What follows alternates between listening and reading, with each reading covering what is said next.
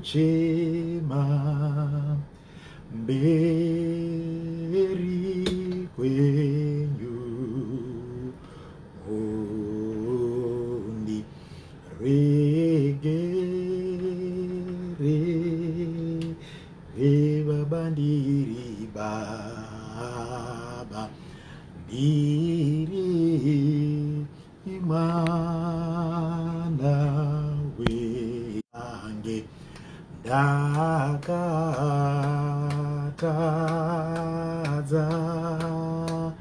ndinochema mberi kwenyu Mwari wangu baba ndirengere baba wangu baba ndiri mwana wenyu nyange ndakatadza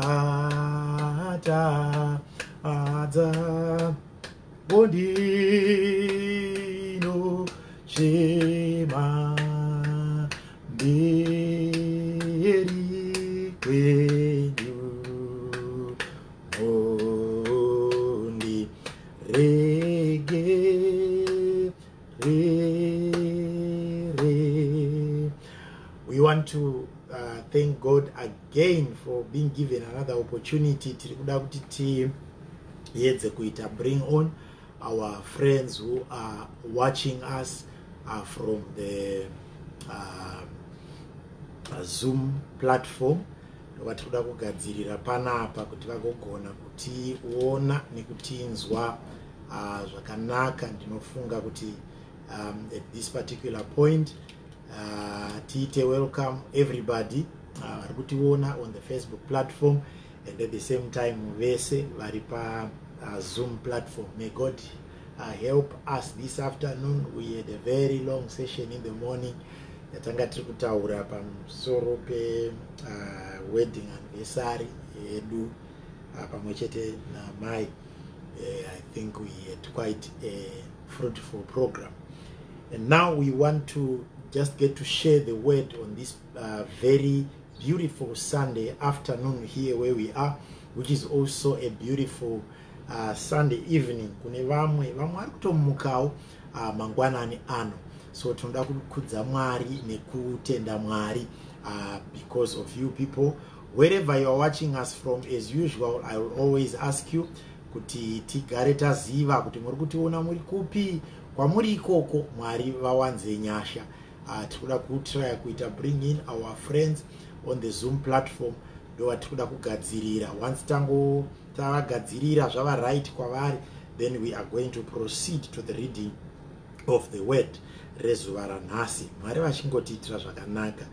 Ndiri kutenda kuti pane patiri kuitirwawo nyasha naMwari mumwe nemumwe uri kwauri, tizive where you are watching us from. By the grace of God, I'm believing kuti tine dzimwewo nyasha dzichatiwana nekuda kweservice iyo ino yanhasi. Ndofunga kuti zvaita zvakanaka. Hama dzedu dzekuZoom dzinokwanisa kuchitinzwawo at this particular moment. We are just trying to make them see and hear properly. Wonderful. We thank God. All right. Toda kuti tiverenge panapa shoko redu ndichaita zvekungotarisa a few verses. Ndofunga mumatoona kuti we are talking about going back to God. The common word that is used for that particular exercise is called repentance. Mama has been sharing mwedzi uno wese on repentance and talking about repentance. Vakati pamwedzi uno watiri kana kuti nguva ino yatiri inguva yekutendeuka kana yekudzokera kuna Mwari, back to God. I know it might not be a gospel that so many people may want to hear, but this is the gospel that will lead us to where we all want to be, which is heaven. 2 Chronicles chapter number 7 verse number 14. 2 Chronicles chapter number 7 verse number 14. If my people who are called by my name will humble themselves and pray and seek my face and turn from their wicked ways, then I will hear from heaven and I will forgive their sin and will heal their land. 2 Chronicles chapter number 7 verse number 14. Rekandiedze kuisa muchishona inoti kana vanhu vangu ivavo vanodaidzwa nezita rangu vakazvininipisa vakanamata vakatsvaga chiso changu vakasiya nzira dzavo dzakaipa, ini ndichanzwa kubva kudenga, ndichavaregerera zvivi zvavo ndigorapawo nyika yavo. NdiJehovha Mwari vari kutaura panapa. Izwi ravo riri kureva kwatiri kuti we have a chance to get things going. Now, scripture ipandinoitarisa every time, I always want to take it from the end, ndichidzoka kukutanga. Why itapiwa scripture yakadai? Pari kunzi naMwari right from the end, I will forgive their sin and heal their land, which means kuti paita two major challenges dzekutadza pamwe chete nekurwara. Kurwara kuri kusanganisira kwekutoti nenyika yakutorwarawo. Ndoda kuti tione, I'm going to give you a few biblical characters vakafamba nepakafambwa napo nechiprofita ichi chakadai. In our lives, things that we do daily wherever we go, kune kakurwara karipo kana kuti kakurwara kanoitika. When we talk about disease, sickness and illness, we are not only talking about vana COVID chete. But when things are not the way they are supposed to be, that's sickness. Zvinhu pazvinonge zvakuita nenzira yazvisingatarisirwe, uri paposition yauri iko zvinezvi, uri panzvimbo yauri iko zvinezvi, there are things that you expected kuti by the time yandinosvika panguva yakadai zvinofanira kunge zvakuitika. By the time yandinosvika pazuva rakadai ndinofanira kunge ndaita breakthrough. By the time yandinosvika pa stage yakadai ndinofanira kunge nda-achieve 1, 2, 3, 4.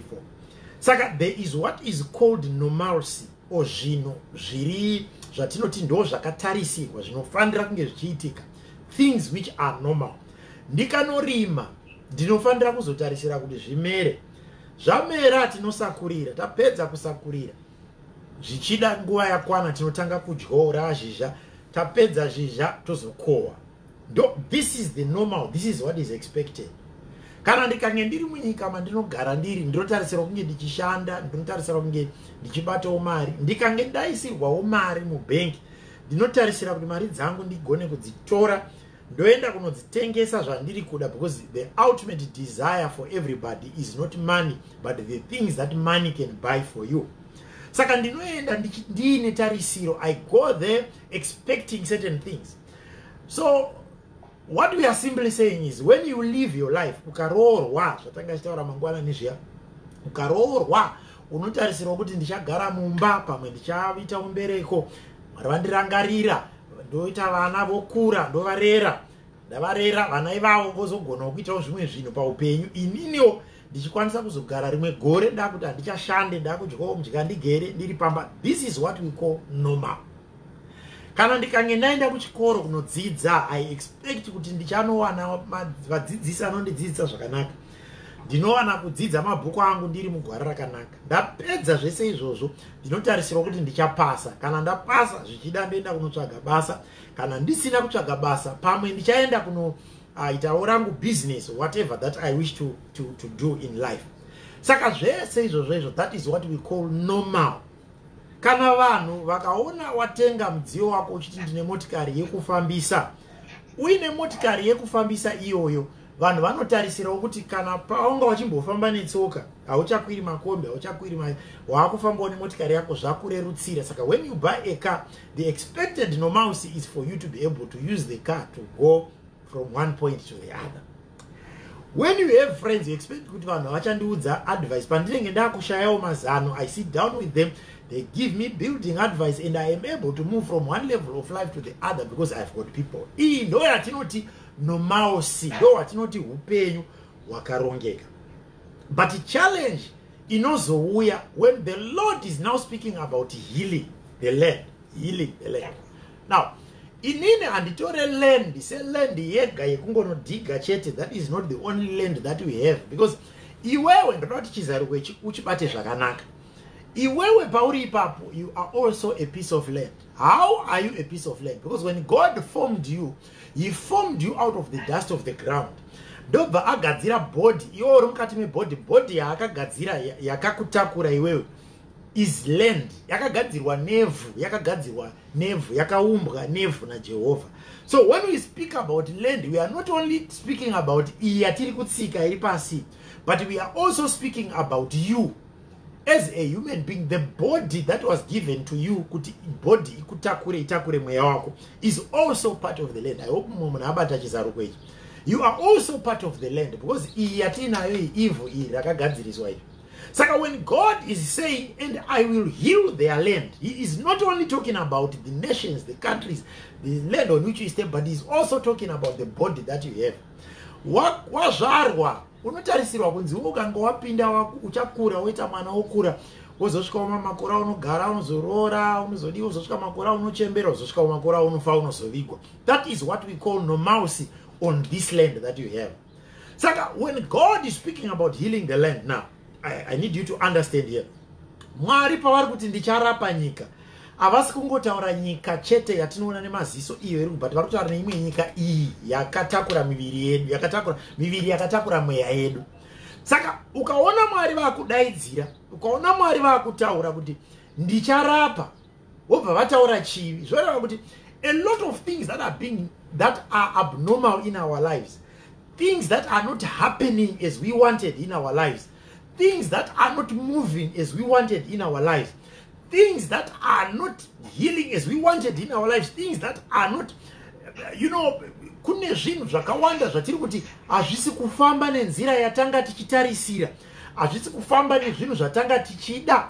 Wakakurosa mabhodha uchitarisira kuti panonopera gore mapepa ako anenge aita zvakanaka, uchitarisira panopera gore unenge nezvinhu zvako zvawatengawo zvinoratidza kuti uri munhu ari mudiaspora. Wanga uchitarisirawo kuti kana wakarima magadheni, wakainvesta mabusiness ako, by now kana kuti panopera gore, there are expectations that you have. So each time your expectations are not met, yet God has said in Jeremiah 29, our favorite verse here, 29:11, when God has said he knows the plans that he has for you, plans to prosper you and not to harm you. Saka kana Mwari vakakuisa panyika vakakupa plan yokuti ubudirire, it means kuti anything else chaakuitika palife yako chisiri pane zvawakatarisira, it becomes part and parcel of the things that need healing in your life. Saka healing iyoyo, business anoda kurapwa, marriage ari kuda kurapwa, relationship ari kuda kurapwa, projects ari kuda kurapwa, bodies chaiwo yatakabata ari kuda kurapwa, mweya iri mukati iri kuda kurapwa, vana vatinavo vari kuda kurapwa, vabereki vari kuda kurapwa, murume mudzimai vari kuda kurapwa. All those things, even our educational systems and stuff, zvese zvatiri kuita, pane pauri kuona kuti apa pakutoda healing. And why are we saying healing? We are saying healing because pane patiri kufamba is unexpected. Saka patiri kufamba is unexpected, it means kuti paita go through a channel, cannot a process yekunge zvisisiri normal, hazvisisiri zvatanga tichitarisira. And so what are we saying? That tinoitangira kwainoperera vhesi todzoka kwainotangira. So we start from the end and then we go back. Taita problem yamentionwa kwaperera vhesi yokuti zvechokwadi pari kudiwa healing. And a lot of people who are listening to me right now, you also need healing in a lot of things, even your finances. Pane pari kutoda healing kayo aiwaka, haungabate $100, $200, haungabate 5,000 rand, haungabate 20,000 rand, wotadza kutenga chinhu chine musoro. Wakabata mari dzakafanana nedzandiri kutaura idzi just recently, and ukatarisa kuti mari iyo yakapera sei, hausi kutonzwisa kuti yakafamba sei, which means mafinances acho ari kutodawo healing. Bank account yako haisi kupindirana, ukaenda kuma withdrawal bank account haasi kunopindirana nezvinhu zviri paground zvatiri kuti paakaita withdraw iyi akatenga ichi, paakaita withdraw iyi akabudisa nechi. Saka it's no longer normal. Therefore kuma-finances kwaita urwere. Saka Mwari, what he say in totality is people are sick, nations are sick, governments are sick. Kurukurwariwa mudziriko. Saka economies are also sick. Saka when all those things are happening, when we identify sicknesses and illnesses in those facets, this is a taburitite. What then do we do? Do patinodzokera kunotangira verse. Yoti, if my people who are called by my name will humble themselves and pray and seek my face and turn away from their wickedness, then I will hear from heaven and I will forgive their sin. What God is doing, we are speaking about going back to God or repentance. What God is mentioning, which is very important, is I will forgive their sin and heal their land. I will forgive their sin and heal their land. Which means chinotanga is forgiveness of sin, and then we come to healing. Which means there is no healing without forgiveness. Jesu unototi akurapa otaura kuti akutenda kwahama dzako akuporesa nechi, but anotanga atotaura kuti zvivi zvako zvaregererwa. Pari kuti zvivi zvaregererwa ndo pari kutangira process ye healing. So what are these scriptures now saying to us?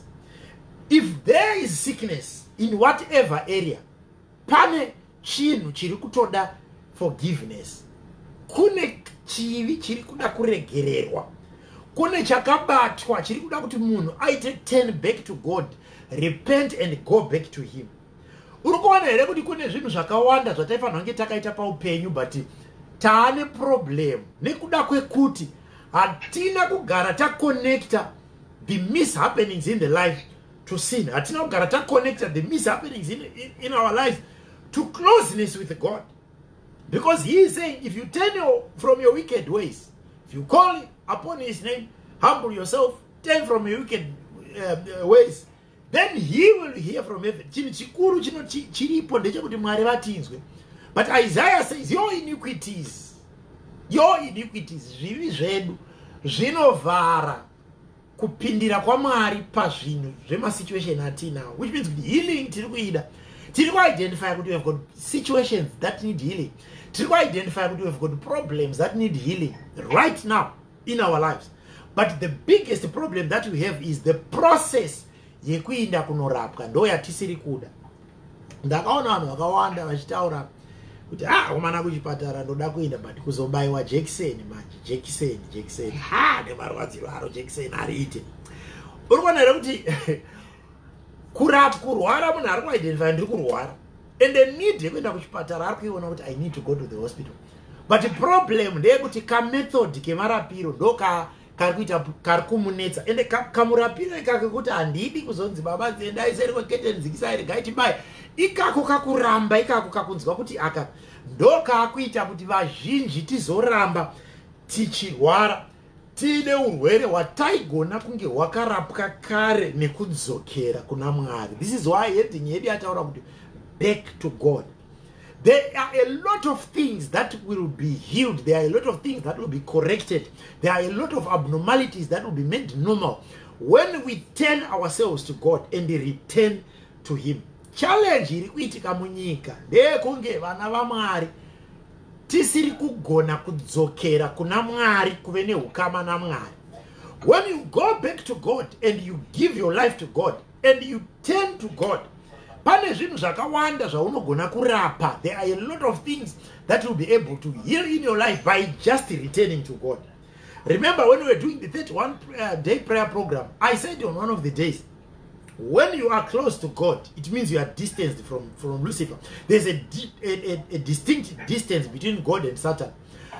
Mazuva unoswedera kushandiswa na Satan, it means that you are moving closer to him and then you are moving away from God. Mazuva unoswedera kuva closer na Mwari, it means you are moving away from Lucifer and you are moving to be closer to God. Saka when you turn to God, when you return to God, when you see, identify where you've made mistakes in life, and then you turn to God, une zvinhu zvauri kutorapa, pane zvinhu zvaucharapa zvakawanda palife yako. Before you run to church and say I receive hainetse kuita because muromo wani kungotaura declaration hainetsi kuita because muromo wani kutaura, but receiving yacho ine kamwe kanhu kanoda kuitwa kanonzi ka process kekuita turn ourselves back to God.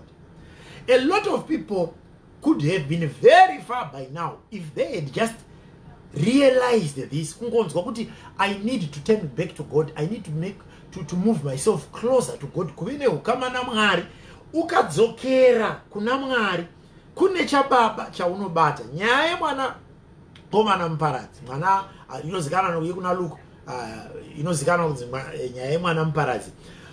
Mwana paakaenda akaita zvaakaita, akatora pfuma kuna baba akaenda akanoipedza kwakanga achipedza.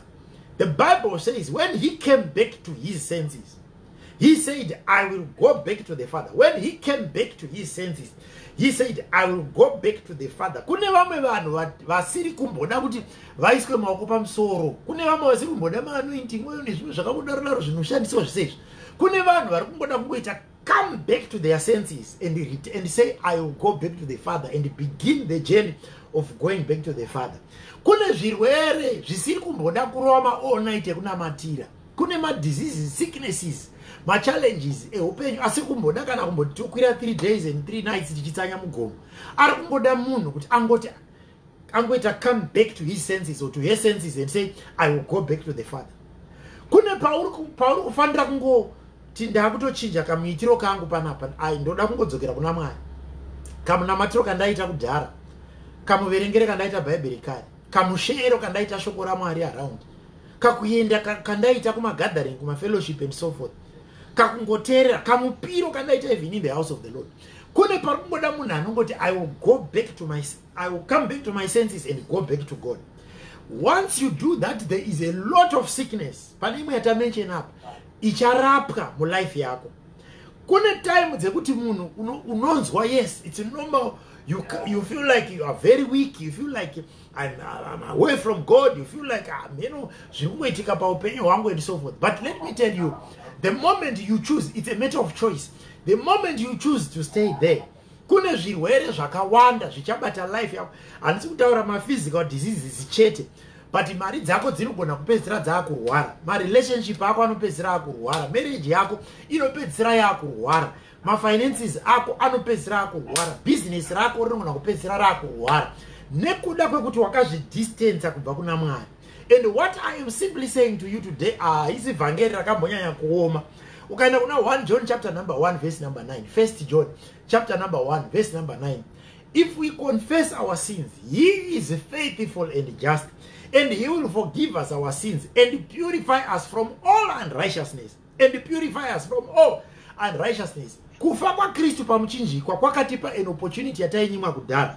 Ndosaka keteni remutemberi rakabvaruka when he died, because kubvaruka kwaro kwanga kuri kureva kuti pamaipuwa ma-restrictions hapasisina. You can now come to Christ, you can come to God yourself, you can go there, repent, confess and repent before the Lord, and the Lord will forgive you, because ropa rairira pamuchinjikwa, kufa kwake pamuchinjikwa kune ma-results. Kune kurapika kuri kufanira kuitika mulife yako, but kwakamiswa nekuti uchiri kuramba uri kure naMwari. A lot of people are at that distance with God because you think kuti zvinhu zvawakabata hazviite. You think kuti zvinhu zvawakaita Mwari havangambonidzwe. You try to purify yourself before you even go to God. And I always say to people, you don't clean your car, wash your car and then take it to the car wash for them to wash it for you. No, you take it to the car wash because it's dirty, you need them to wash it for you. You go to Christ as you are. 1 John, if we confess our sins, he is faithful and just, and will forgive us our sins and purify us. Urukutoda purification. Kune zvimwe zvinhu zvisiri kuda chero ukapedza 14 days of prayer and fasting, or wakarwa 31 dzatapedza kurwa idzi, warwa 31, ukasagona iwe wega kuzviudza kuti let me come back to my senses and go back to God, kune zvirwere hwakawanda mulife yako uchatadza kurapika because hauna kugona kuziva kwaunofanira kunoporera. Kuna Mwari ndiko kwatinoporera. Mwanakomana wakanga wainda akatambisa pfuma wakati ndinodzokera kuna baba wangu yanotanga kuimba iya, ndigonoti baba ndakatadza pamberi pedenga, chindiregererayo kutadza kwangu. There are so many biblical characters that you find vanhu vakadzidza kuti Mwari vedu ndiMwari vane nyasha. Mufunge hama dzangu, Mwari havasi munhu. God is not a person. No. Isusu pano panyika tisi tinogona kutadza kukuregerera nekuda kwezvawakaita, but Mwari vaunonamata havatadzi kuregerera nekuti ndo zvavakareva. He stands by his word. Isusu pano tisi tinokupomera tingokunongedzera vanhu muri kumuona akazodai muri kumuona ndosisai kuti munhu akaenda chiro achinoimba papresidenship takutanga kutonongedzera kuti ndosisai vainzi vakatiza murume, ndo brother vaya vainzi vakazorova mukadzi vakaita sei, ndo baba vaya vainzi vakaba mari kukambane. Isusu pano panyika panapa nekuda kwokuti hatina denga ratiinaro, mufaro wako waifanira kuuya, isusu tiri kukujaja, isusu tiri kukunongedza, isusu tiri kuti wakakanya izvi, tiri kuti wakaita izvi, zvimwe zvacho wakazviita. But let me tell you something, we don't own any heaven. Hatina kana denga ratiinaro, ende kana ndiri seni handina kana denga randiinaro pasi panapa. Saka handina kana denga randinokwalifaisa munhu kupinda, and I am not a judge. Tinoitai kutongana tiri kutora basa risiri redu. Kutonga ndekwaMwari. Mwari havana kumbogara vakataura kuti kana ndakutonga ndichasheyawo nevamwe vafundisi kana nevamwe vakadai nemashamwari ako tichibatsirana. No, hatina kupiwa simba iroro. Kutonga ndekwaJehovha. Jehovha ndo vachatitonga, Jehovha ndo vachakutonga. Chedu chatinoita kudzidzisa zvataurwa naMwari, anotendeuka otendeuka, anozvigamuchira achigamuchira, asingagamuchira orega kugamuchira. Denga rozotonga pakupedzisira. Saka ukaregedza kudzoka kuzvinhu zvaMwari just because people were saying 1 2 3 about you, hapana wauri kukanganisira, uri kuzvikanganisira iwe wega. Ukarega kudzoka pamanamatiro awaiita kana kungosimudza chiyero chako chekunamata nekuswedera kuna Mwari uchifunga kuti ndikazoenda kuchechi kwacho vanhu vanozonditi iwe chechi ndeyaJesu, idzi chechi dzamunoona idzi ndedzaJesu, mabuilding ndoyevanhu, chechi ndeyaJesu, mabuilding ndoyevanhu. Kana ukandirambidza kupinda mubuilding ino ndinotsvaga imwe building kwanotambirwa, ndoenda kubuilding kwanotambirwa.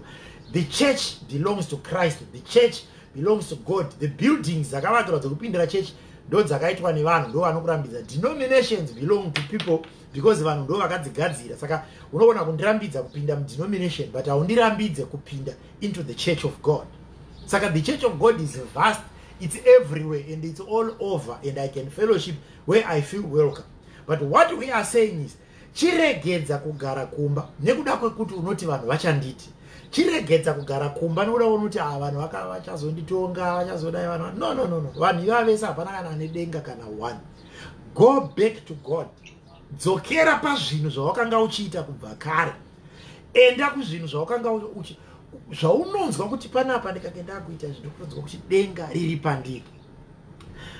Ukaenda kuna Proverbs chapter 20 verse 13 inobva yati whoever conceals their sins, Proverbs 28:13, whoever conceals their sins does not prosper, but the one who confesses and renounces them finds mercy. Hakuna budiriro. Ukaramba uchizvipaila uchingoti ndiri mutadzi, uchizvipaila, hauna kana reward, hauna kana chaunowana pazviri. But when you turn yourself to God and say, Father, I will come back to you. When you say, Father, He is so gracious and compassionate. 2 Chronicles chapter 30 verse number 9. 2 Chronicles 30 verse 9. For the Lord your God is gracious and compassionate. He will not turn His face from you if you return to Him. Unononoka kutsama uye unotozvidemba pakuitira vanhu zvakaipa. Mwari vedu vakasiyana nesu. Isusu tinenge tichida kutomeka sure kuti wakaura pane zvawakaita, ende tinoda kumeka sure kuti wanyatsotambudzika, tinoda kumeka sure kuti tanyatsoona kuti yes akawana maresults ezvaakaita. But Mwari pachavo is different from us. And my call, ndatopedza emasikati ano, my call to whosoever is listening or is watching, go back to God. Dzokera kuna Mwari. Dzokera kuna Mwari. Handi unoziva kuti pane imwe time, ndavakukupa 2 or 3 examples. Pane time yokunge Paul achiuraya vanhu vari kuparidza vhangeri, achitora vanhu achivaendesa kuti vanourawa nokuti vaparidza vhangeri. Une time yokunge achitotuka vanhu vaiparidza. Une time yokunge achirwadzisa. Paakatosangana nechiedza waitoenda Damascus kunosunga, but Mwari ndokumuitira nyasha, and he turned back to God. And when he turned back to God, his life changed. Takutoverenga matsamba aPauro panapa. Imbofunga kuti inde hatisiri kuverenga matsamba ana Bartholomew, vamwe vadzidzi vakafamba naJesu 3 years, but takuverenga aPaul asina kumbogara akafamba naJesu.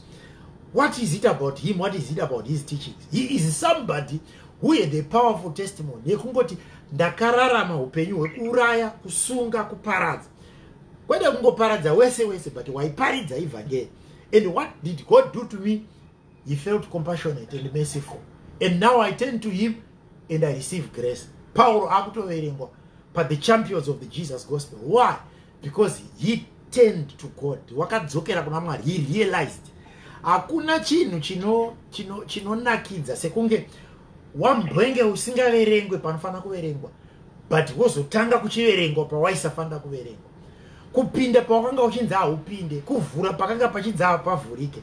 And what I am saying, what I am appealing to you today is, let's decide, let's come back to our senses and go back to God. I know this might not be a gospel for a lot of people, because maybe vazhinji makatendoka wakatogamuchira Kristu wakadai, but kune vanhu vakawanda vakaita slacken down. Kune vanhu vakawanda vakadzokera mumashure. I don't know what brought you back. Ukaenda kuna 2 Samuel chapter number 17 and going on and so forth, wherever you find the story of David. You know, David une time dzimwe dzaakatadzira Mwari. At one point akatora mukadzi womunhu, munhu wacho akatomuraisa kuhondo. But the Bible says, then David began to cry. And this is where you read the psalm, you know, create in me a clean heart, O God, and renew your spirit within me. Wakatsanya, wakanamata Mwari, wakazvidemba pamberi paMwari. And paakapfuurira kudaro tozoona kuti upenyu hwake hwakatanga kuendeka.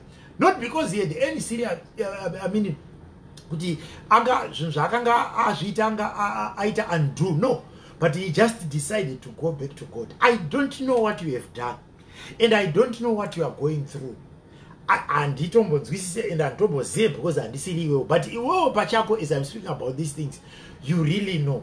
Are you worshiping God in the same way in which you were worshiping before? Uri kunamata kamunamatiro kawaita herewo? Uri kupa Mwari kamupiro kawaita herewo? What about maverengero aunoita shoko raMwari? Uri kuverenga maverengero awaita kare? What about fellowship? Are you really fellowshipping in the way yawai fellowship naye kare? Life in general, your morality, upenyu hwako chaiwo chaiwo, maitiro ako neunhu hwako, are you doing it in the same manner yawaita kare?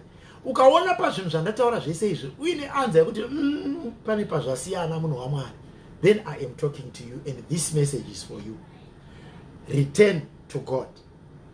Just decide. And you know what? It's all about willpower. A decision to say I am going back to God is all about willpower. You tell yourself, this is what I want to do, and wazvitaura kuti ndo zvandoda kuita, unobva wangoti ipapo obva watongotanga. Kune zvinhu zvausingabatirwe shamuka, zvokuti haunobatirwa shamunzi, regedza upombwe, regedza kuba, regedza kuchiva, kune zvisingambodi shamu, zvinongoda iwewo kuzvitaurira mauri kuti now I am stopping, no matter the pressure that will come upon my life, but now I am stopping, and that's it. Zvatopera. Vanhu vokunyorera vawaita navo zvinhu naye ko mazuva ano watikangamwa ko wadai aiwa watove upenyu hutsva. This is what you have decided to do.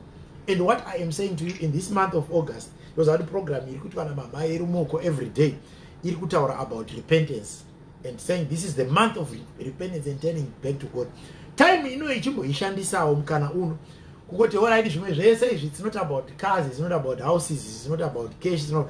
Chandaka kungoda is to return back to God, because when you return back to God, kune zvinhu zvakawanda zvaucharapa in your life.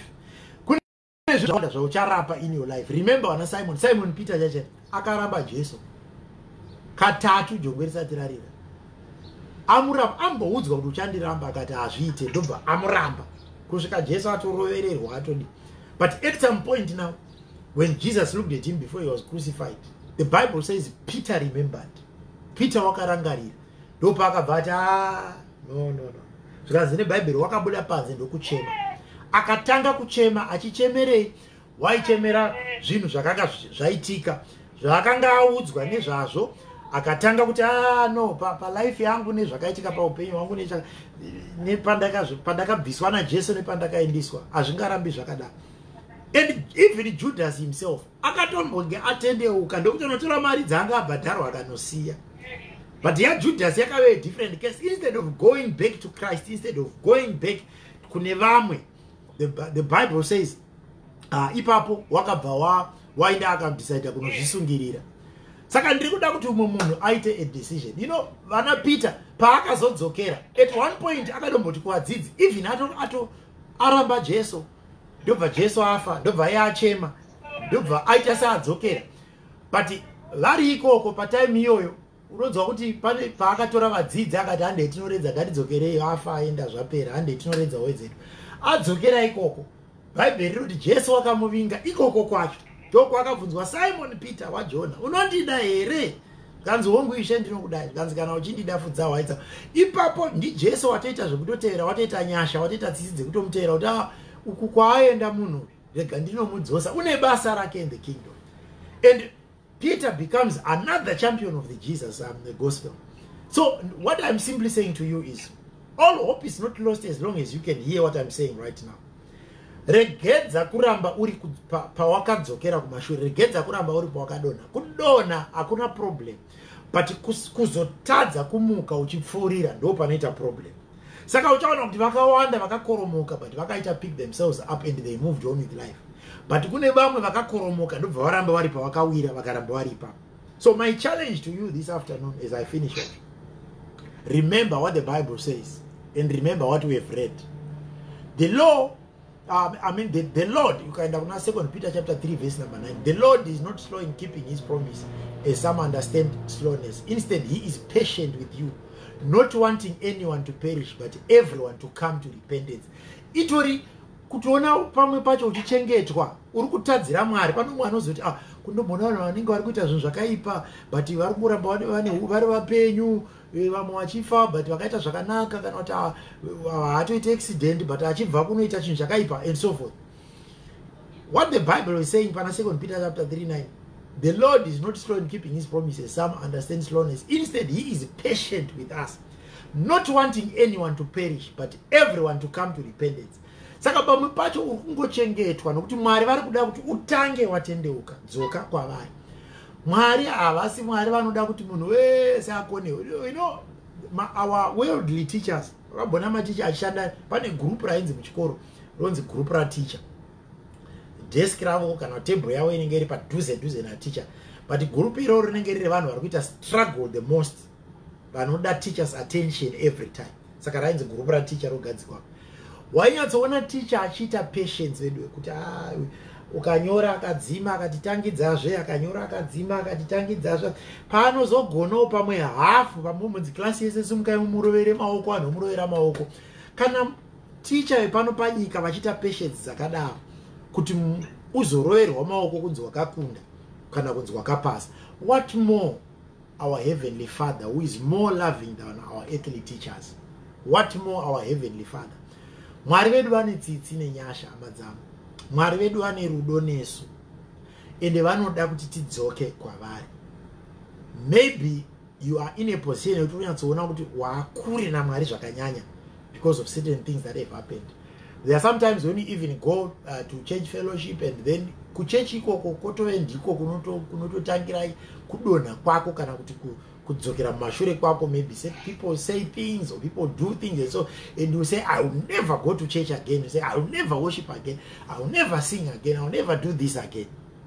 What I'm saying to you is, when you do things, you are not doing them unto people, you are doing them unto God. Paunoramwira zvinhu kana kuti handichadai handichaita ichi handichadai, uri kuramwira Mwari, hausi kuramwira munhu. Ende Mwari ndo ane final judgment, ndo ane final say. Tanga tadii kuti tingoita chinhu chakanaka ini newe masikati anhasi chekungoti we pray to God and say, God help us this month, I want to come back to you. Zvimwe zvese ndakatsanyira, zvimwe zvese ndakanamatira, but for this month I just want to focus on drawing back to you. Kana mubhaibheri muine vamwe vakatozviita mukavaregerera, vakatoita upenyu hwakatosumuka nekuti makavaitira nyasha, neniwo munogona kundiitira nyasha. And this is my prayer this afternoon. Ndoda kuti tizosimudza maoko tinamate Mwari vachitiitira zvakanaka. This is my challenge to you. Let's think seriously about it. Go back to God, my friend. Go back to God. Vanhu vakakurasisa, vanhu vanogona kukukanya, vanhu vanogona kukurasisa, but why don't we go back to God? Confess your sins to him. Kana kuti pawakadzokera mumashure, maybe you had backslidden, uri kunzwa kuti simba racho rekunamata zvinhu zvandaita kudhara zvisiri izvo. Can we just help one another and we pray together? And after this prayer, I will also appeal to you to just get in touch with us on these platforms zatinadzo, inbox, tine WhatsApp platform yatinowadzoisa apo.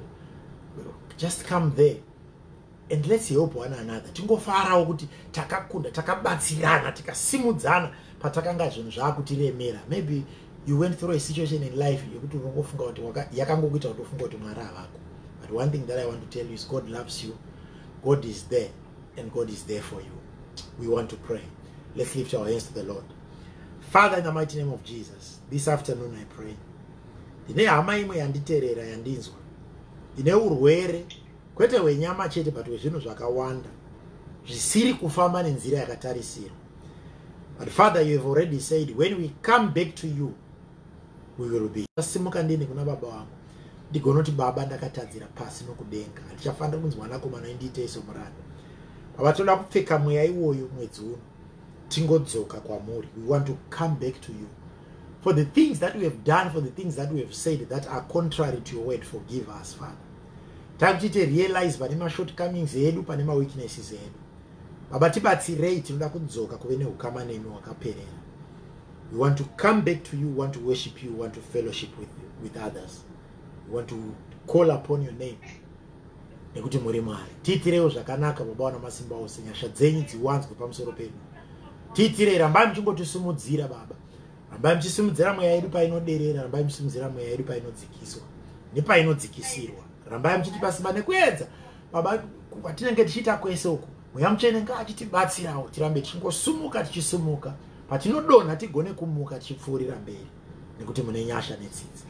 Maita Mwari wana masimba ose tinokutendai muzita raJesu weNazareta. Amen.